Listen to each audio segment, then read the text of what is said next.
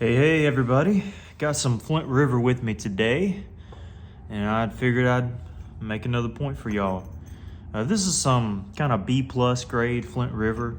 I've actually had quite a number of you ask where I get my Flint River from, whether you want the chocolate swirl variety or the candy variety.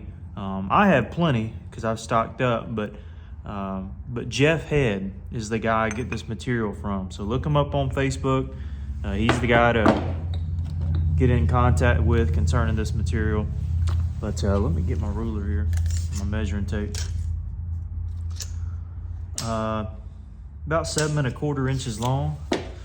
So let's see what we can do here. This is some heated stuff, so you'll see that it, where the flakes come off, it's kind of glassy there. Real smooth, waxy looking. And with all these little crusty portions, it's good to get a little heat on it. But I think I like the Candy Flint River better, but where the finished product is concerned, I think the swirl is really beautiful.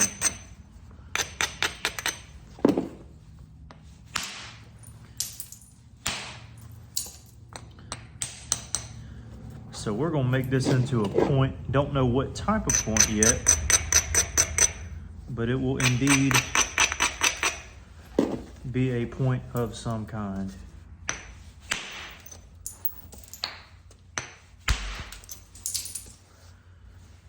At the moment, we're just thinning her down. And we've got a tip here, which is quite interesting. So flat area on this face, but it dives down quite a bit. Now, you might have to take off, most would take off this just to be able to hit up into here. What I'm gonna do is allow this side, look at it this way, this side to be my tip to my arrowhead. This side is going to be removed. I'll hit down here and then shoot back up in there. And that way I keep my length here, but I'm removing all this mass. Hopefully that makes sense. So see, my tip is still there. My tip is right here. But I just made a platform to shear off all this garbage here.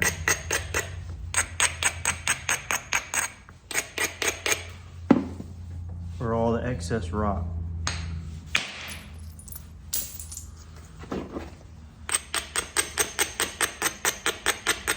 And it sets up some good platforms for later use too.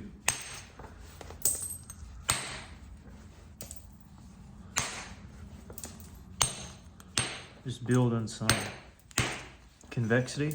But now you see there's no big hump on the tip anymore. We removed it from this strike here, or excuse me, this strike. And yeah, so we just keep on moseying along. This side seems to be cleaner, not as many little crusty spots. Over here we do have some crust. So this is the side I'm going to be focusing on to remove some larger flakes. That almost wanted to, and I think it might have. Yeah, got close to overshooting. Shooting. One of them things.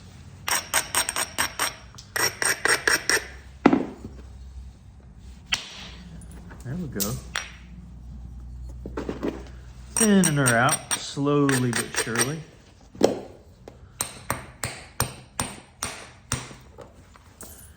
Slowly but surely.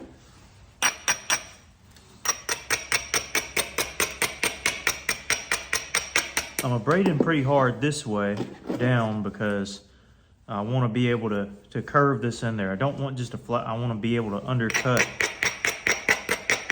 a lot of this garbage here. You see? And it does go a ways, so. Hit high on the platform, and you see, even though I hit high, there's still some of this garbage there. So I need to clean up this and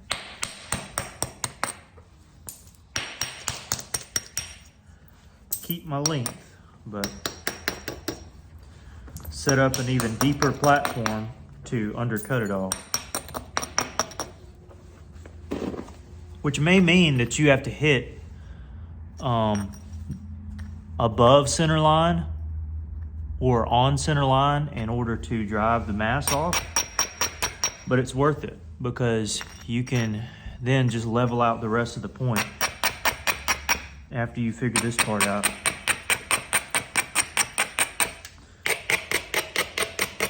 But it's always best to kind of go ahead and get rid of these masses here early on. You don't want them popping up later on in your make. Yeah, it goes pretty far into the point, but I don't want to just gouge this thing as of the moment, so I'm gonna stop there.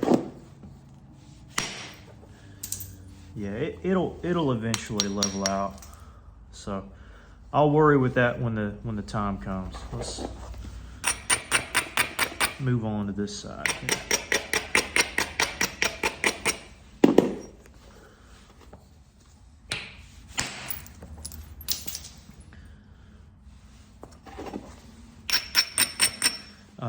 So from top to bottom, the longest point I'll have is right here. So I can use this excess portion as just platform developing to shoot over. That might be what I do. Oftentimes, if you want to shoot for a wide base point, you want to shoot for something like that, that's fine, but you'd also cut off a little length. Typically, I like to keep the most length that I can as possible. So I'm just going to use this excess area on this side and just help drive off flakes.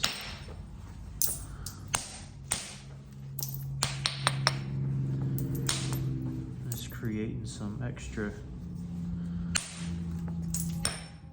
platforms.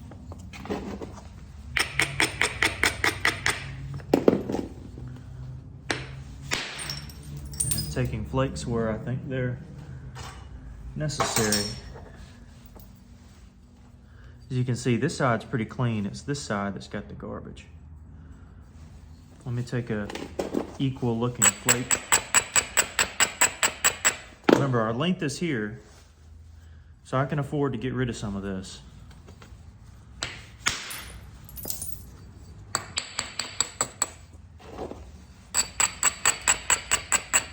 By doing this, we're lowering the platform as we draw flakes off here so that we can come back and feather all this stuff out here.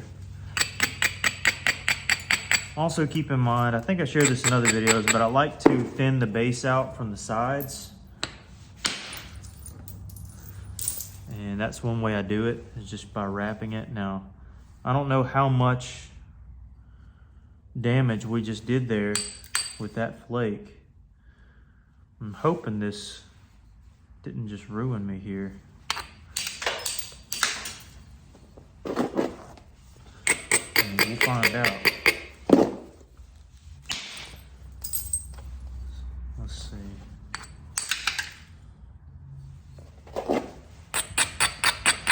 Now I may have to leave some of this white part in here, this crust in here, but we're gonna do the best we can to get it out. Okay, that was just a superficial line there. We can get through that, I'm sure. Okay, so amidst all the issues, it seems to be still okay, or intact, I should say.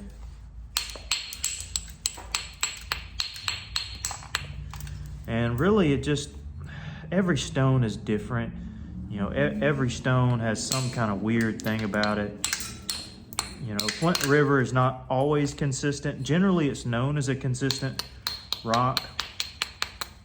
One of the most consistent coastal rocks that there are is certainly Flint River, but every rock presents its own challenges.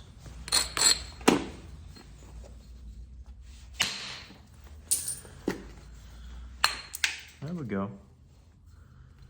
Just kind of ran up here into it. And bevel this because I want to get this thing off.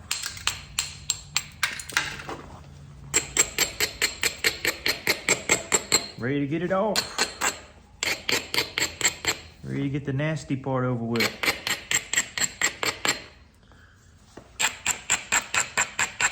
But I need to hit this one first. This platform is just so far down right here. I need to go ahead and wipe it out. Cool little overshot there.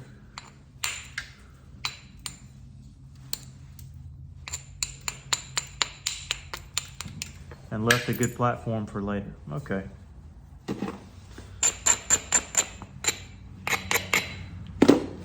Let's see what we got.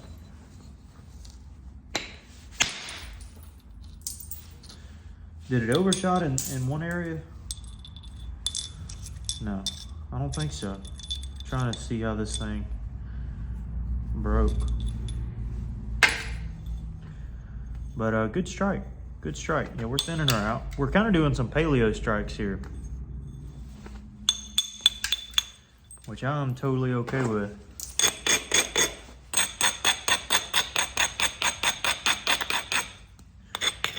Might even get another overshot here. Maybe, I don't know.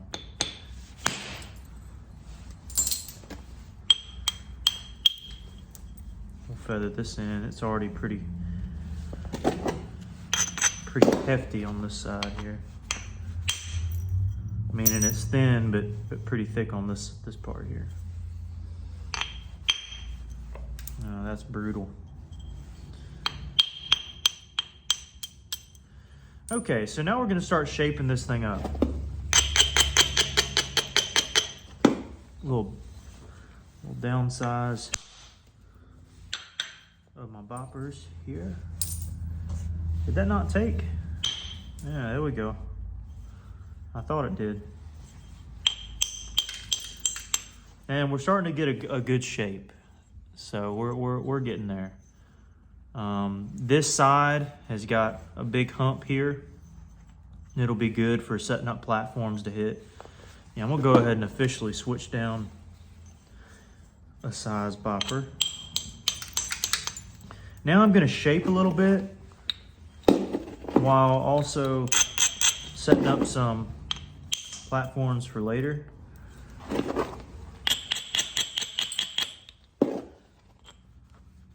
And thinning all at the same time.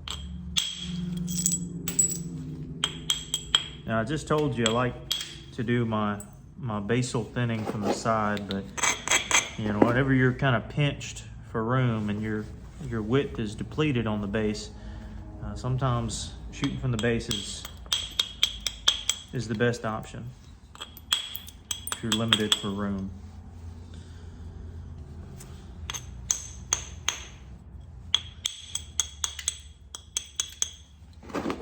So that's kind of what I'm doing here. I need to go down a bopper. Whoops, sorry y'all.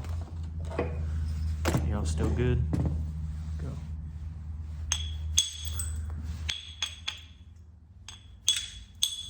There's a kind of a hole here. Does that hurt y'all's ears too? It certainly hurts mine. Good gracious.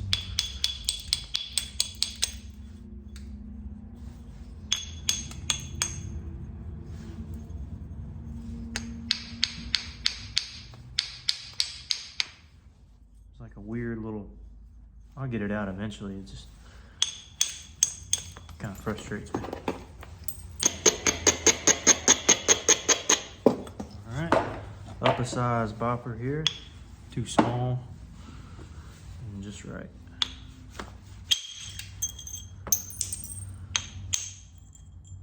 Just feathered that in.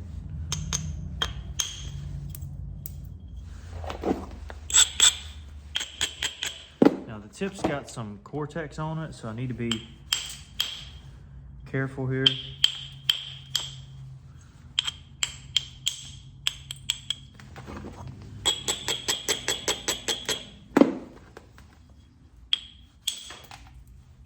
Oftentimes when you see me do that first before I strike is just kind of a precaution. If I do that and it seems like it's flaking off like that, then you know I abrade it again. But if it looks, it's almost like an extra level of abrasion, kind of. I don't know, it's just something I do sometimes. And notice I put that on my leg here. I wanted to drive in without there being a lot of shock. So I drove in and caused a little flake to go there. Now I'm gonna isolate this platform. I wanna hit here.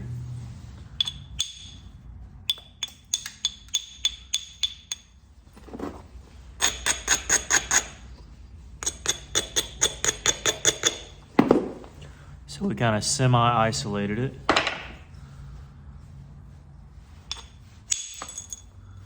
And it worked pretty good. Now we're getting pretty thin on the opposite side.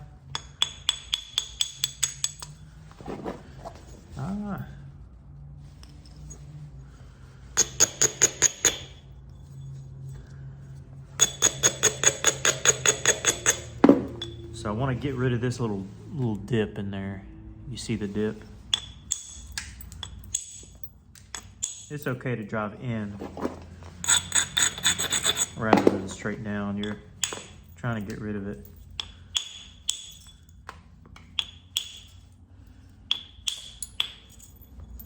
Now we can kind of see how far in this little pocket goes. All right, still in there, but we'll get it out slowly but surely. And that pocket down there is a pain too. But it's all part of the process.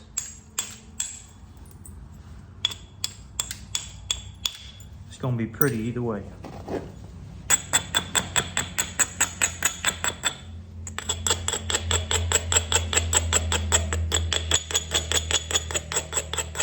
That's just all Cortex.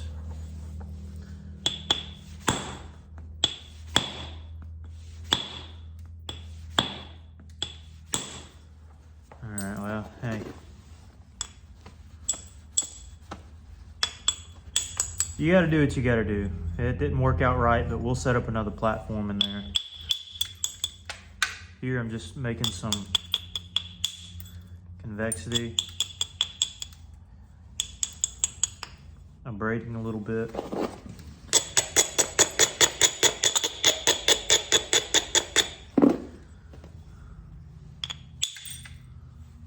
That's fine, that's not a big deal.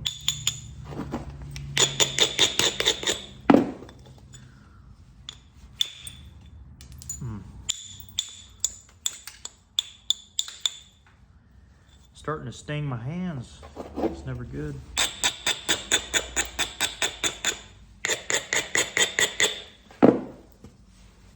Gonna drive this in here.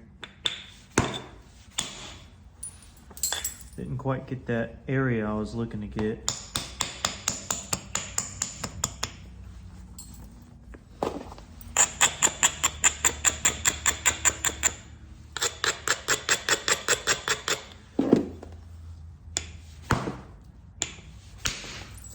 There we go, we cleaned it off. We just had to go beside it. Now we got a couple platforms here. And we need to remove this area next.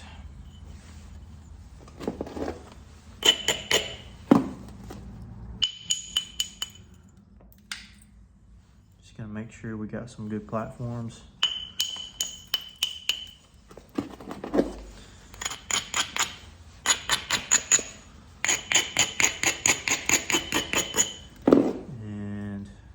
even isolate a little bit here. Isolate some good platforms to hit. So I'm gonna use kind of the finer tip of the bopper to do that.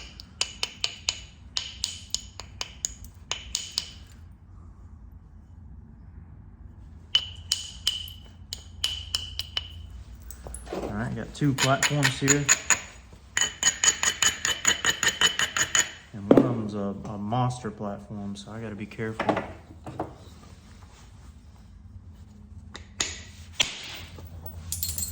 Okay, not perfect, but it'll do. It kind of rounded rather than breaking off straight like I'd wanted.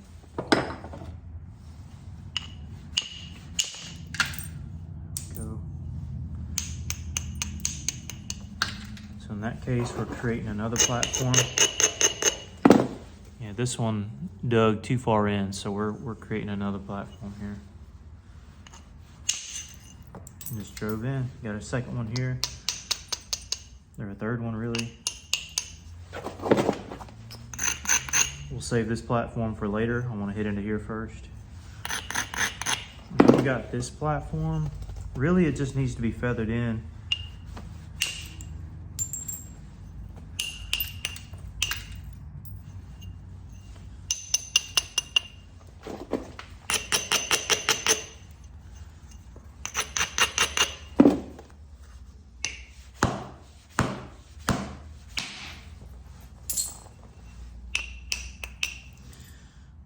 Okay.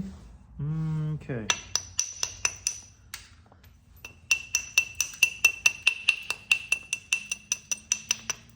Now it can come back and meet all these areas because this side was already pretty thick. So let's do that.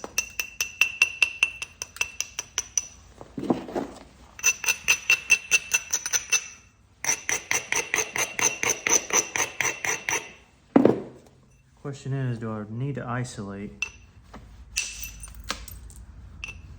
I know I'm gonna do some indirect percussion. So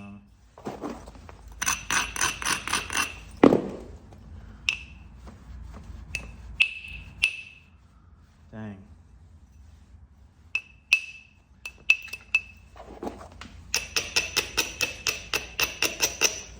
Don't want to over abrade, but I want to release the platform too.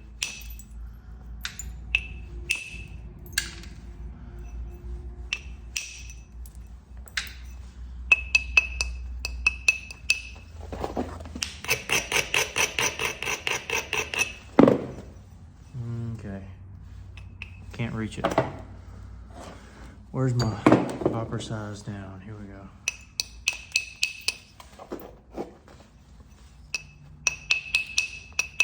Make the platform a little bigger.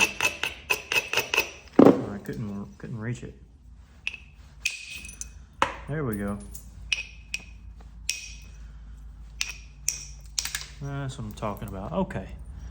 All right, we're pretty much at the indirect stage, apart from a couple strikes. Sorry if my hat gets in the way. Just forgive me.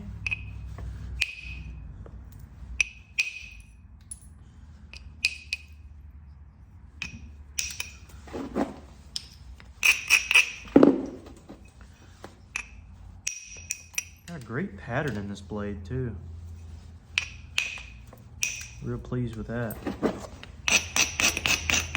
Yeah, this is an indirect strike, but I'm gonna do percussion anyways. Sometimes you just kind of get a feel for doing percussion after a while, and your heart just wants to stick with it a little bit.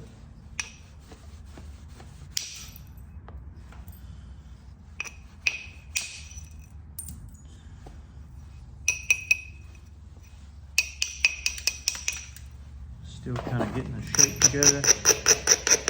And here in a minute, we're gonna go to indirect, and I'll make a part 2.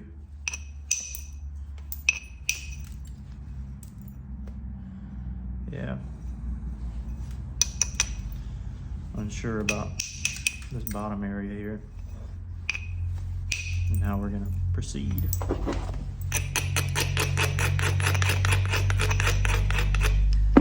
So I'm gonna get my indirect stick out and be right back. So this is the end of part 1.